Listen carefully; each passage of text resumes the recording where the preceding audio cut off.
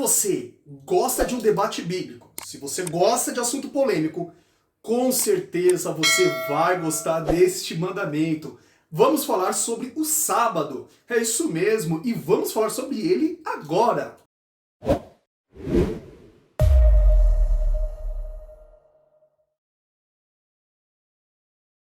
Olá a todos, sejam bem-vindos ao canal Movimento Conversa Cristã. Estamos aqui para darmos continuidade a esta série sobre os 10 mandamentos. E no vídeo de hoje falaremos sobre o quarto mandamento. Vamos falar sobre o sábado, aquele mandamento na qual mais as pessoas debatem. Ultimamente tem sido o mandamento mais polêmico. E, sem mais delongas, Êxodo, capítulo de número 20, a partir do versículo 8. Lembra-te do dia de sábado para santificá-lo. Trabalharás 6 dias e neles farás todos os teus trabalhos. Mas o sétimo dia é o sábado dedicado ao Senhor teu Deus. Nesse dia não farás trabalho algum. Nem tu, nem teus filhos ou filhas, nem teus servos ou servas, nem teus animais, nem os estrangeiros que morarem em tuas cidades. Pois em 6 dias o Senhor fez os céus e a terra, o mar e tudo que neles existe, mas no sétimo dia descansou. Portanto, o Senhor abençoou o sétimo dia e o santificou. Pois é, está aí a leitura do quarto mandamento. Infelizmente, as pessoas ficam tão presas no fato de que tenha que guardar o sábado ou não, que as pessoas esquecem dos ricos ensinamentos que este mandamento também está para nos trazer. Então, para o vídeo de hoje, não vamos ficar somente na polêmica, mas vamos aprender um pouco mais sobre o que é o sábado de Deus. E nós vamos aprender 3 grandes lições sobre este quarto mandamento. Primeira lição, este mandamento fala sobre mordomia ou sobre o trabalho. É isso mesmo, quando a gente fala mordomia, a pessoa pensa que é ficar no descanso, fazendo nada, mas a palavra mordomia vem de mordomo, ou seja, de serviço, prestar serviços. É o mandamento que fala sobre trabalho. A Bíblia diz, em Gênesis 2:15, que Deus criou o homem e já mandou o homem trabalhar, cultivar e guardar o jardim. O homem, desde quando ele foi feito, Deus já deu o trabalho para o homem. O trabalho não é uma coisa ruim, o trabalho é uma coisa boa. Então, não ficaria diferente na hora que ele fosse falar dos seus 10 mandamentos. Nos 10 mandamentos, ele fala também para que o homem trabalhe. E sobre o trabalho, tem 2 notas importantes que devemos tirar. A primeira grande nota que devemos tirar é que Deus ele está falando para a nova nação que iria surgir, para a nação de Israel, sobre a livre iniciativa, ou o livre mercado, né? Quando nação, os judeus iriam separar cada tribo, né, cada 12 tribos, a sua terra. E cada tribo poderia trabalhar com o que quisesse. Poderia ser agricultor, poderia ser pastor de ovelhas, poderia, enfim, trabalhar com o que quisesse, ter lá o seu rebanho, sua plantação. Desde que todos pudessem trabalhar livremente. O livre trabalho, ele é bíblico. Inclusive, o apóstolo Paulo, 2 Tessalonicenses, capítulo de número 3, versículo 10, ele diz que aquele que não trabalhe, não coma também. Pois é, o trabalho é algo bíblico. E a segunda nota que eu gostaria de tirar sobre o dia do trabalho é que mesmo naquele tempo, por volta de 4.000 anos atrás, com as leis aí de Moisés, mesmo naquele tempo já haveria leis trabalhistas. Vocês perceberam no mandamento que o boi, que o jumento, que o servo, que nem o estrangeiro poderia trabalhar nesse dia. Ou seja, Deus já estava dando, além da lei, além do trabalho, Deus estava agora mostrando que não poderia haver um jugo muito grande sobre os servos. Inclusive, Êxodo 21, logo no primeiro capítulo posterior aos 10 mandamentos, Deus já começa a mostrar suas leis trabalhistas. E, dentre várias leis, a mais importante, a gente pode destacar também, Êxodo 23, no versículo 12. Não é para deixar ninguém trabalhar, nem boi, nem jumento, nem escravo, nem servo. Ninguém poderia trabalhar.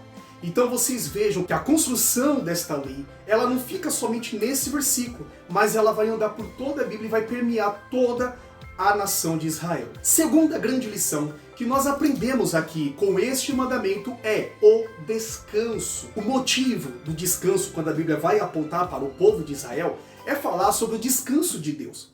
É claro que quando Deus descansou, ele não descansou porque ele estava cansado, ele descansou porque depois que ele terminou de fazer tudo, ele concluiu a obra dele, e a obra dele era toda perfeita.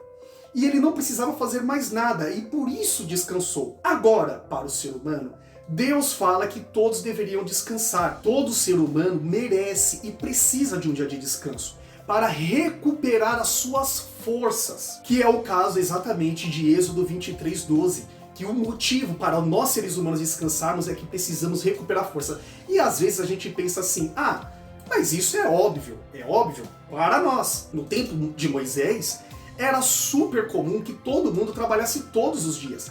Imagine, meus queridos, que aquele povo ficou por 400 anos no Egito, trabalhando dia e noite, todo santo dia. Agora aquele povo está acostumado a trabalhar todos os dias e quando eles saem do Egito, a lei de Deus diz, vocês terão que descansar. Não é justo que vocês trabalhem todo dia, vocês precisam recuperar forças. Para aquele povo, aquilo era uma novidade ter que descansar. E não só eles, como boi também, o servo, escravo, estrangeiro, mas até mesmo quando eles estavam no tempo de Roma, os judeus eram conhecidos como preguiçosos, porque eles tiravam um dia de descanso. Naquele tempo mais antigo, não era comum alguma nação tirar um dia para descanso, mas nas leis do Senhor já estava falando, descanse um dia. E eu gostaria também de tirar uma nota muito importante sobre essa questão do descanso. Quando falamos no descanso, a gente fala também em deleitar-se no Senhor, em regozijar-se no Senhor. Como assim deleitar? Deleitar-se ou regozijar-se é a mesma coisa de ter prazer nas coisas de Deus. E quando a gente fala as coisas de Deus, a gente fala aquilo que Deus fez. Deus criou toda a natureza. Precisamos ter prazer naquilo que Deus fez. A Bíblia, quando fala sobre descanso, no sábado, ela também está falando sobre o prazer que nós precisamos ter. Vamos olhar aqui o Salmo 37:11. Mas os humildes receberão a terra por herança e desfrutarão pleno bem-estar. E também Isaías 58:14. Então você terá no Senhor a sua alegria e farei com que você cavalgue nos altos da terra e se banqueteie com a herança de Jacó, seu pai. Vejam aí, a Bíblia quando fala sobre o deleitar, sobre o alegrar-se no Senhor, está falando para a gente ter prazer. Deus daria a terra ao povo, e se o povo guardasse os mandamentos, o povo teria prazer na terra. É o que está falando ali em Isaías 58. Sabe? Herdar a terra e ter alegria naquilo que Deus deu para o povo. Infelizmente, por muito tempo, muitas igrejas acharam que era pecado ir à praia, ou que era pecado o crente tirar dias de lazer com a família e deixasse de ir para a igreja. Irmãos, infelizmente, durante muito tempo, foi-se ensinado que o crente não podia ir à praia, que o crente não poderia praticar esportes, que o crente não tinha muito momento de lazer. Meus queridos, nós precisamos nos regozijar e nos alegrar no Senhor. O tempo que Deus nos deu, nós devemos dedicar a Deus, inclusive nas nossas horas de lazer, nas nossas horas de alegria.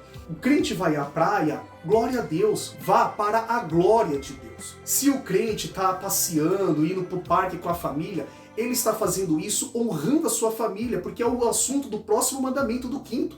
Temos que nos alegrar com a nossa família. Esta é uma lição muito importante e que nós precisamos aprender. O descanso é também se alegrar, se regozijar no Senhor. Terceiro grande ensinamento, terceira grande lição deste mandamento é a que fala sobre o dia do Senhor. Como assim o dia do Senhor? Isso quer dizer, e a Bíblia está deixando claro, que o dia não é nosso. Não é o dia para a gente fazer o que a gente quer fazer, mas é para fazer aquilo que Deus quer fazer. É para nós cumprirmos as obras de Deus. E quando se fala sobre o dia do Senhor, no Antigo Testamento, e muito especificadamente, neste momento, ele teria um local, que seria o templo, tinha um local para Deus ser adorado e teria o sábado. Era este o momento de prestar o culto ao Senhor. E sobre o dia do Senhor, eu gostaria de falar duas coisas importantes. Primeira grande coisa é que nesse dia do Senhor era para ser o dia de o povo fazer obras de misericórdia, ou seja, fazer o bem, ajudar os necessitados, boas obras. Como assim obras de misericórdia? Quando fala sobre obras de misericórdia, é o dia de fazer boas obras, de ajudar o mais pobre, de fazer o bem, de fazer o serviço voluntário. Era esse o dia que o povo tirava para as boas obras. Mateus capítulo 12, Jesus agora está debatendo com os fariseus. E do versículo 10 a 12, Jesus está falando justamente sobre isso. Os fariseus viram um homem com as mãos atrofiadas e falou, é lícito curar no sábado? E Jesus pegou e falou assim, se vocês tiverem uma ovelha, algum animal que cai ali num buraco, num poço, vocês não vão lá resgatar aquele animal? Ou seja, vocês não vão fazer boas obras? Vocês não vão fazer a obra de misericórdia? Ainda mais para ele, que é um ser humano, por que não curar? Olha, talvez Jesus nem fosse curar ele, mas só pela provocação, Jesus olhou também para o homem e falou assim, quer saber de uma coisa? Estende a mão. O camarada estendeu a mão e ele foi curado lá. Já não estava mais com as mãos atrofiadas. Então Jesus estava ensinando que sim, o sábado era o dia de fazer boas obras. E a segunda grande lição sobre o dia do Senhor é que este seria então o dia da santa convocação solene. É o dia que Deus convoca o povo para o culto. E é somente aqui que entra toda a grande polêmica. Porque muitos agora estão se levantando por aí falando que temos que guardar o sábado especificamente. E tem muitos falando que não, o dia do Senhor seria o domingo. E aí, tem que guardar o sábado ou não? Pode ser o domingo, pode ser qualquer um outro dia.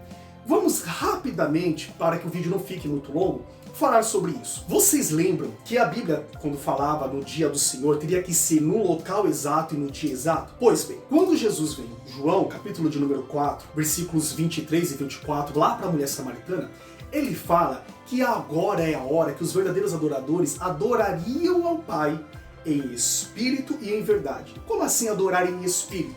Quando fala em adorar em espírito, tem duas grandes lições nisso, mas eu gostaria de separar só uma, que é adorar em espírito não é uma adoração lugarizada, ou seja, não tem mais local específico. Deus pode ser adorado em qualquer lugar. É uma adoração agora em espírito. E sobre o dia de adoração ao Senhor, é claro que lá no Salmo 145, versículo 2, já fala bendirei ao Senhor todos os dias. O judeu, naquele tempo, ele também adorava a Deus todos os dias. Todo dia era o dia de adorar a Deus. Mas, para a Santa Convocação, acontecia só no sábado. Acontece que devemos lembrar que as leis do Senhor, elas são progressivas até o tempo apostólico. Deus, ele fala uma lei, ele vai explicando durante toda a Torá sobre a lei. Os profetas vão agora usar toda a lei que aprenderam e vão chegar no povo para ensinar o povo, para corrigir o povo, para profetizar com base nas leis. Jesus, ele vai também cumprir as leis e também vai aplicar, vai ensinar. Você vê Jesus ensinando para os homens que poderia fazer obras de misericórdia no sábado. E agora vêm os discípulos e vão pegar toda a lei, o profeta e Jesus, e eles também vão fazer as aplicações para nós. Quando agora começa a entrada de gentio no meio do povo cristão, porque até então só havia judeu cristão. E todo esse judeu era circuncidado, todo esse judeu guardava o sábado, todo esse judeu fazia todas as obras conforme eles aprenderam desde criança. Mas quando entra o povo gentil, agora nós observamos que o culto passou a ser dedicado a Deus outro dia. Jesus ressuscitou no domingo. E agora as obras de misericórdia, a gente vê que o culto, a ceia do Senhor, estão sendo celebradas também no domingo. Jesus, ele ressuscita no domingo, ele aparece pela primeira vez num domingo para as pessoas, e há algumas passagens bíblicas que demonstram isso, que o domingo que estava sendo separado.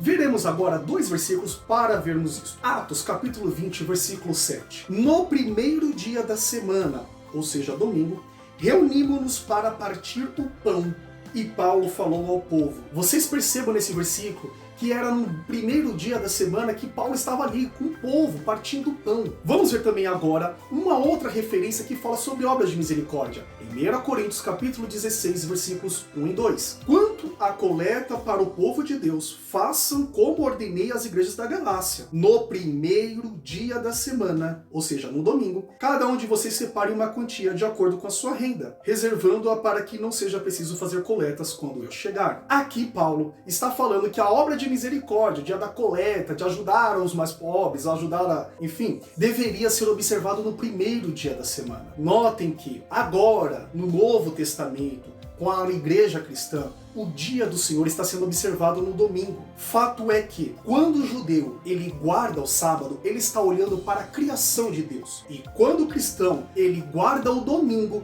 ele está olhando para a redenção de Jesus, quando Cristo Jesus ressuscitou por nós. O sábado fala de criação, o domingo fala sobre a grande redenção do nosso Senhor Jesus Cristo. Amém, meus queridos? E para nós finalizarmos esse vídeo, tem 2 profissões que estão isentas de guardar o dia do Senhor. Isso mesmo. Primeiro, aquelas que o trabalho é essencial à vida humana, seja na saúde, segurança, enfim.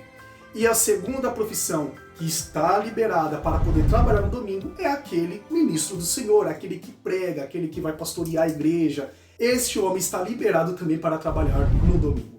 Amém, meus queridos? Se você gostou desse vídeo, deixe seu like, comente aí embaixo, deixa o seu amém e nós nos veremos no próximo vídeo. Até a próxima semana. Fique com Deus.